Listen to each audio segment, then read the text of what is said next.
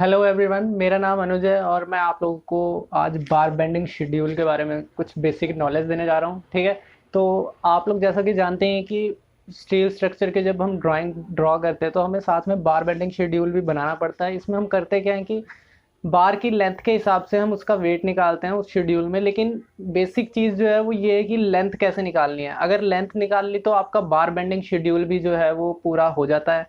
तो आज मैं आप लोगों को वही बताने जा रहा हूँ, कुछ बेसिक मतलब कुछ बेसिक शेप्स की लेंथ आप लोग कैसे निकाल सकते हो, वो चीज़ मैं आप लोगों को बताने जा रहा हूँ। तो इसमें सबसे पहला जो हमारे पास शेप आती है वो आती है हमारी स्ट्रेट बार। ठीक है, जो होती है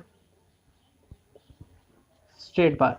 अब स्ट्रेट बार में लेंथ निकालने के लिए आप लोगों को क्या करना पड़ता है, यहाँ पर यहाँ से यहाँ तक आपकी जो लेंथ होती है वो मान लीजिए L1 है, स्मॉल L1। ठीक है, हमें टोटल लेंथ निकालनी है इसकी कैपिटल L। तो यहाँ से यहाँ तक आपकी जो लेंथ है वो है L1। ठीक है, फिर जो ये कर्व हुआ है, ये जो हुक बन रहा है, इसकी लेंथ यहाँ से यहाँ तक होती है 4D। ठीक है, 4D यहाँ हुई और 4D या इस तरफ हुई। उसके बाद जो ये इतना जो बेंड रह गया, इसकी लेंथ होती है 5D। मतलब L1 और ये 4D और 5D दोनों टोटल मिला के 9D बनाते हैं। तो 9D इधर 9D इधर, तो हमारी जो टोटल लेंथ होती है वो हमारी निकल के आती है L1 plus 5D plus 4D, 9D plus दूसरी तरफ का 9D। तो हमारे पास लेंथ आ गई L1 प्लस 18D। इस तरह से हम स्ट्रेट बार की लेंथ जो है वो निकाल सकते हैं बड़ी आसान से। ठीक है, मुझे आई होप आप समझ आ गया होगा आप लोगों को। इसी तरह से हमारा जो दूसरा बार है वो है bent up at one and. ठीक है, एक तरफ से मुड़ा हुआ है और जो ये एंगल मुड़ा हुआ है इसका ये है 45 डिग्री। ठीक है, अब आप लोगों को पता है यहाँ से यहाँ तक स्मॉल एल है, तो मतलब यहाँ से और यहाँ तक ये जो लेंथ है ये है स्मॉल L1। ठीक है, फिर आप लोगों को ये भी पता है कि ये हुक की अब ओवरऑल लेंथ कितनी होती है, ये होती है 9D और 9D इधर। ठीक है, 9D ये होगी, 9D ये होगी, बट बची बीच में ये लेंथ होती है, ये वाली जो लेंथ होती है ये होती है 0.42 कैपिटल D, और कैपिटल D इसकी डेप्थ है। अब ये कैपिटल D आप लोगों को कैसे पता चलेगा, जब भी आप लोग बीम के केस में अगर आप लोग मान लीजिए ये आपका बीम है। ठीक है, और ये जो ये आपका बीम है, सॉरी, और ये जो बेंट अप है वो कुछ ऐसे गया हुआ है। ठीक है, ये बीम में आपका बेंट अप गया हुआ है, तो D क्या होगा यहाँ पर, D यहाँ से यहाँ तक है। मतलब ओवरऑल लेंथ ओवरऑल डेप्थ जितनी भी होगी उसमें से क्लियर कवर जो होंगे दोनों को माइनस करके जो लेंथ आएगी वो होगी आपका कैपिटल D यहाँ पर।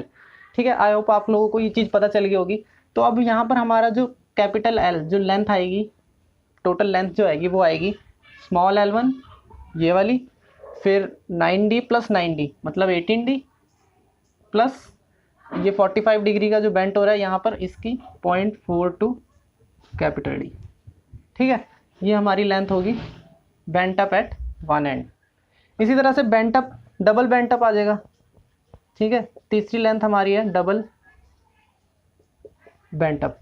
डबल बेंट अप में भी सब सेम है, यहाँ से यहाँ तक L1 स्मॉल L1, उसके बाद ये जो ये बेंट हुआ है ये होता है 9D, यहाँ से ये जो बेंट हुआ है ये भी होता है 9D।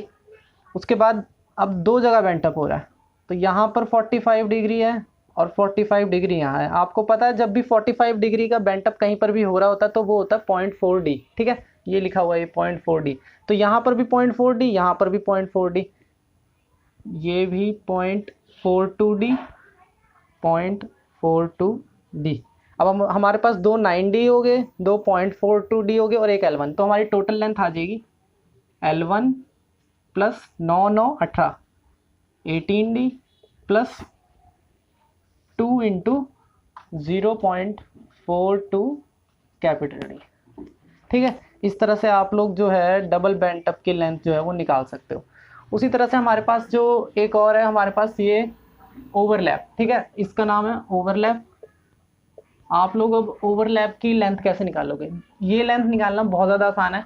आप लोगों को पता है कि ये जो बेंट अप और ये जो हुक बना रहा है, ये हुक की जो लेंथ है वो 9D इधर है, 9D इधर है, ठीक है। बस बची ये बीच में लेंथ। अब ये जो ओवरलैप की जो लेंथ होती है वो होती है 40D टू 45D।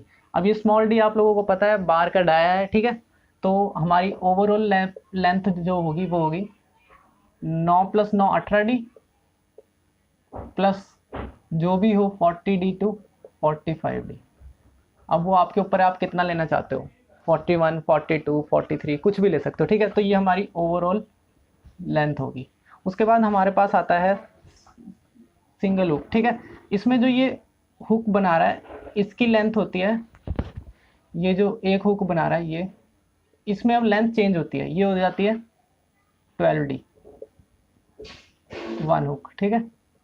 एक हुक की लेंथ यहाँ पर 12D है, तो हमारे पास दो हुक हैं, 12D इधर होगी, 12D इधर होगी। अब इस बार के सेंटर से इस बार के सेंटर तक, सेंटर टू सेंटर डिस्टेंस होता है L1, मतलब जो वर्टिकल दो बार्स हैं उनके सेंटर टू सेंटर डिस्टेंस हो गया L1।